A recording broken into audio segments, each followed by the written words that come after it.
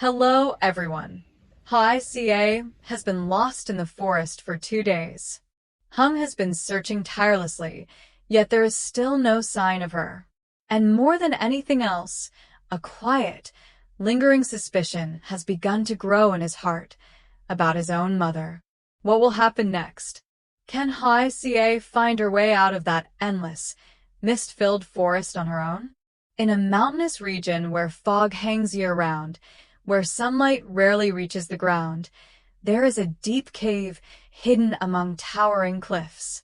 The moment one steps inside, darkness closes in, so thick it feels as if it could swallow a person's very breath. Hoài Ca is inside that cave. She sits with her back pressed against the icy rock wall.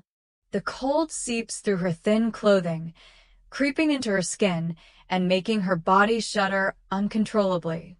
Her hands tremble so badly she can barely hold onto her phone. The weak light from the screen flickers, dim and unstable, like a small candle in a strong wind, one careless moment away from going out completely. The phone battery keeps draining. Each percentage disappears quietly yet cruelly, as if counting down the time she is trapped here. Every time the number drops, Hoài Ca's heart tightens, heavy and aching. Around her, there is only the steady drip of water falling from the cave ceiling onto the stone floor, echoing in the enclosed space like a cold, relentless heartbeat. The musty smell clings to every breath, making each inhale uncomfortable. Ahead lies a pitch-black passage, a darkness so deep Hoài Ca dares not stare at it for long. She fears that if she closes her eyes even for a moment, if she lets exhaustion pull her under, she will never find her way out. Hoài Ca is afraid. Afraid of the darkness closing in with no escape. Afraid of the suffocating silence that stretches on endlessly. And above all, afraid of the feeling of being left alone, where no one calls her name. That fear does not strike violently. It creeps in, clings tightly, slowly burrowing into her mind. It gives rise to a stream of negative thoughts, making her feel smaller and weaker than ever before in the face of this cold, indifferent nature. But just as despair begins to overflow, when both her body and spirit are close to their limits, Hoài Ca forces herself to calm down. She closes her eyes and tries to take a deep breath, slowing it, steadying it. In that moment, she whispers, as if speaking to herself, yet also as if sending a message into the endless darkness beyond. Out there, Hùng and Tony are still waiting for me. That short sentence feels like a thin rope pulling her back from the edge of despair. Familiar images rise in her mind, beloved faces she refuses to leave behind. Hoài Ca tells herself, she cannot give up. She must not give up. She has to live. She has to return. Though her legs tremble so badly that every step brings pain, though she has no idea what awaits her ahead, she slowly stands up. One hand traces along the cold rock wall to guide her way, her fingertips numb from the cold and tension. Her eyes remain fixed on the faint light still left on her phone, clinging to it as the last fragile thread of hope. Day one, she walks and walks, yet all around her is only rock upon rock. Identical turns, unyielding stone walls, making her feel as though she is walking in circles within hopelessness. Day two, she is still trapped in that cold. Her body exhausted, her head spinning, each step heavy as if dragging darkness behind her. She searches for a way through the cave like someone lost in a pitch-black dream, unable to tell what is real and what is fear born from her own mind. By the third day, when her strength is nearly gone, when her legs shake so badly she feels she cannot lift them even once more, Hoài Ca stops and leans against the rock wall. Amid her rapid, weakened breaths, she reminds herself again, slowly, deliberately, with quiet determination. At the end of this dark road, there must be light.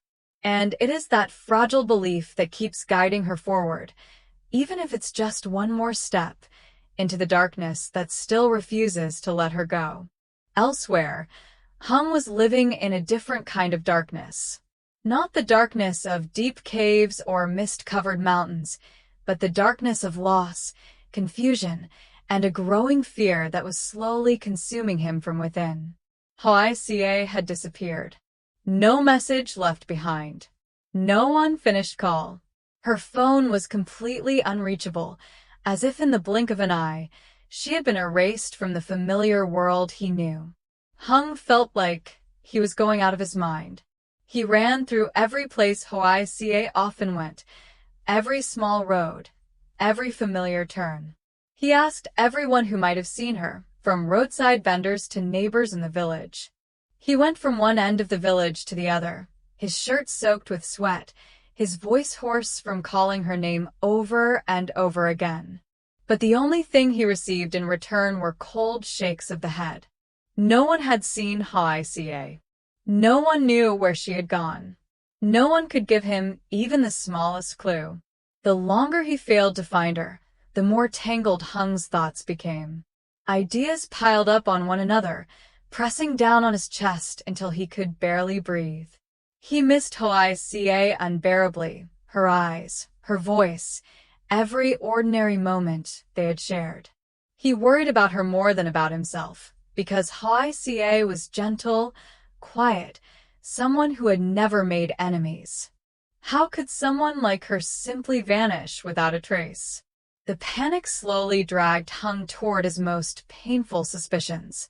In that chaos, the image of his mother suddenly became clearer than ever. The woman whose stubbornness had once caused so many problems, who had pulled the family into endless days of tension with no escape. Hung thought of old debts that had never truly ended, of questionable people who had once come knocking at their door, of times when the whole family had been cornered by wrong decisions made in the past. Could it be my mother again? The thought stopped Hung in his tracks. His heart tightened, angry, aching, and unwilling to believe it. He didn't want to doubt the woman who gave birth to him, but the more he tried to push the idea away, the tighter it clung to his mind. Hoài Ca could not have disappeared so suddenly, so senselessly. And he knew that if he didn't face this suspicion, he could not continue searching in this fog of uncertainty. In the end, Hung decided to go to where his mother was staying. He needed answers. No matter how painful those answers might be. The house where his mother was staying appeared before him, small and quiet. There were no signs of unrest or chaos. Only the lingering scent of a wood-fired stove, the faint smell of boiled corn, and the steady bubbling of water from the kitchen at the back. Everything was strangely peaceful, in sharp contrast to the storm raging inside Hung. The landlady took careful care of his mother, every meal, every dose of medicine. She gave her not just a temporary place to stay, but a kind of attention his mother had not felt in a long time. In that simple space, the woman who had once been harsh and rigid seemed quieter now, more subdued. In the painful confession that followed, Hung's mother admitted her past mistakes. She spoke of the stubbornness that had taken root deep in her thinking, of the selfishness that made her see only her own fears while ignoring her children's feelings. She talked about the wrong decisions that had led her into debt, pushed the family into hardship, and drove a growing distance between her and Hung.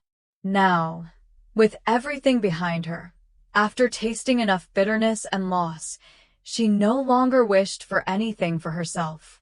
In her tired eyes and slow, measured voice, there was only one thing left.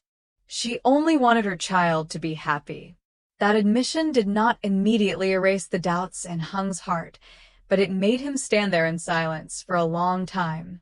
Because between the fragile peace of that small house and the anxiety still closing in on him outside, Hung understood that there were still far too many things left unsaid. Hung left, carrying his worry with him, still whole, still heavy in his heart. Even though he had seen the peace where his mother was staying with his own eyes, even though he had heard her belated confessions, the unease inside him did not ease in the slightest. Throughout the journey back, Hung's mind spun endlessly with unanswered questions. Hoài Ca was still missing, and until he saw her safe, he could not allow himself even a single moment of relief. But just when everything seemed to have reached a complete dead end, a small detail, seemingly ordinary, unexpectedly opened another path. A young woman came to the house, asking anxiously about Hoài Ca.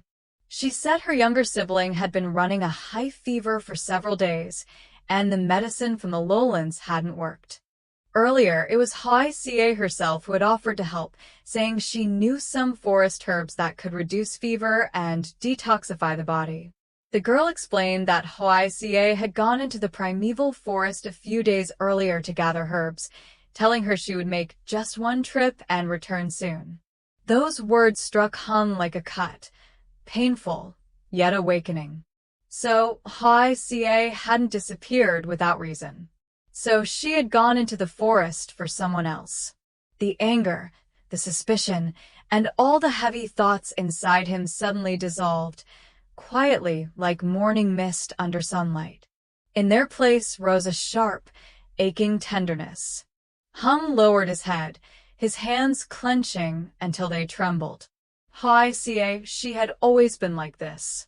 Always putting others' suffering before her own. Always soft-hearted in the face of pain, even when it meant placing herself in danger. He realized that from the very beginning, Hoài Ca had never been thinking for herself. And it was precisely that kindness that had led her into the deep forest, into darkness that no one knew about. At the same time, somewhere else, Hoài Ca finally reached the light she had prayed for throughout the days she was trapped in the cave. After 2 days of groping through darkness, after countless exhausting steps and moments when she nearly gave up, she discovered a small stream winding between the rock walls. The cool water led her to a narrow passage, low and uneven. Hoài Ca almost had to crawl through sections of sharp stone and tight spaces barely wide enough for one person. Every movement drained her body, but she clenched her teeth and pressed on, guided by the instinct that darkness no longer lay ahead. When Hoài Ca stepped out of the cave, light flooded over her so suddenly that she grew dizzy. Her eyes burned, tears spilling before she could stop them. Sunlight poured down, bright and warm, so intense that she had to raise her hand to shield her face, standing there for a long time just to adjust. She cried, not from pain, not from fear, but because she was alive, because the sky was still blue above her, because her chest was still rising and falling with each breath. They were tears of survival, of gratitude, and of hope pulled back from the edge of despair. When she reached the foot of the mountain, where her phone finally caught a signal again, Hoài Ca trembled as she held it. Her hand was still weak, but inside her surged a fierce determination. She dialed the number she had carried in her heart like a vow throughout those days. The call connected. "Hung, it's me." Just those 2 short words were enough to make Hung freeze in place. Every sound around him seemed to disappear. His heart pounded so hard it hurt. Without thinking, without asking another question, Hung rushed off immediately, no longer able to feel the road ahead, knowing only that the light both of them had been searching for had finally reached one another. When they finally saw each other, everything seemed to burst open. In the open space still carrying the scent of damp earth and mountain wind, Hung froze for a single breath. He saw Hoài Ca, thinner, dirt-streaked, barely able to stand, yet unmistakably her, real and standing right in front of him. In that moment, all the fear and tension that had built up over the past days surged at once, leaving him almost unable to react. Hung called her name again and again, his voice hoarse and trembling, as if afraid that even a second's delay would cause Hoài Ca to disappear back into the deep forest, into the darkness he had only just found his way out of. He stepped forward quickly and reached out to touch her shoulder, as if to make sure this wasn't an illusion born of exhaustion. Hoài Ca gave a faint smile, trying to reassure him that she was okay. In a broken, halting voice, she told him what had happened, how she slipped while climbing a cliff to gather medicinal herbs, how the sudden fall sent her plunging into a deep, unseen cave. She spoke of the initial panic, of the dense darkness and the terrifying silence that closed in around her. Yet in her telling, there was no complaint, only a simple recounting of something that had already passed. Her ankle was bruised and swollen, every step stabbing like needles. Still, over the 2 days she was trapped, Hoài Ca crawled, dragged herself forward inch by inch, feeling along rock crevices and following tiny streams, all in search of a way out. Each time she felt she couldn't go on, she reminded herself not to collapse, because somewhere outside, someone was still waiting for her. Listening to this, Hung's heart tightened painfully. He said very little, simply supporting her and helping her home, his mind a tangle of emotions he couldn't put into words. Once they were home, everything slowed down, grew quieter. Hung began caring for Hoài Ca in the smallest ways. He brought her a bowl of porridge, blowing on each spoonful to cool it before feeding her. He went out to the garden and to neighbors' houses, asking for handfuls of medicinal leaves, bringing them back to wash and crush. His hands were clumsy, his movements awkward, yet his eyes were focused and careful in a way that felt deeply sincere. He warmed the crushed leaves over the coals, then gently wrapped them around her ankle. Each time Hoài Ca winced in pain, Hung would pause, worry flooding his face, as if he himself were feeling the pain. These gestures were not grand, carried no promises, but they softened Hoài Ca's heart little by little. Because there are kinds of love that need no words. They are shown in the frantic searching, in trembling hands tending wounds, in staying close and never leaving when the other has returned from danger. That night, the small house was lit only by the flickering fire in the kitchen. Hoài Ca sat by the hearth, her ankle wrapped in herbs, warmth slowly spreading through her still weary body. Hung sat opposite her, telling her about Tony, how the boy had kept asking for his mother, how there were nights he cried because he missed her and couldn't understand why she'd been gone so long. Hoài Ca lowered her head, her voice softening. "I'm sorry." It wasn't just an apology for making everyone worry, but also for the emptiness her absence had left behind during those days. Hung looked at her for a long time. Then he said just one sentence, slow but steady. "It's good that you're home." No blame. No reproach. Only relief after days of living in fear. The story closes on something simple, yet deeply true. Sometimes, a prolonged silence alone is enough to throw those who stay behind into panic, enough to plunge an entire home into unease.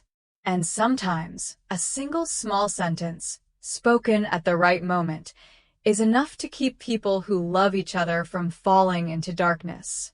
Meaning of the story. Love is not only about being together when everything is calm, but about how people worry, search, and wait for one another in moments when all hope seems lost. Quiet, sincere care, even unspoken, remains the thread that keeps a family from breaking apart. If this story touched you, please subscribe to the channel, turn on notifications, and leave a comment to share your thoughts. See you again in the next episodes. Xin chào tất cả mọi người đã quay trở lại với kênh của mình.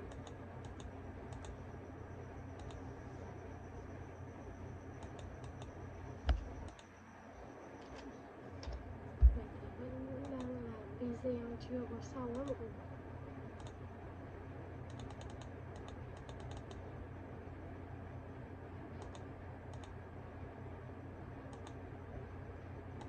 bây giờ thì mình vẫn đang trong quá trình viết nội dung, làm âm thanh thôi, cũng chưa có hoàn thành. Video hôm nay thì nó sẽ hơi dài một chút. Cảm ơn mọi người rất nhiều vì đã theo dõi và ủng hộ cho video của mình nhé.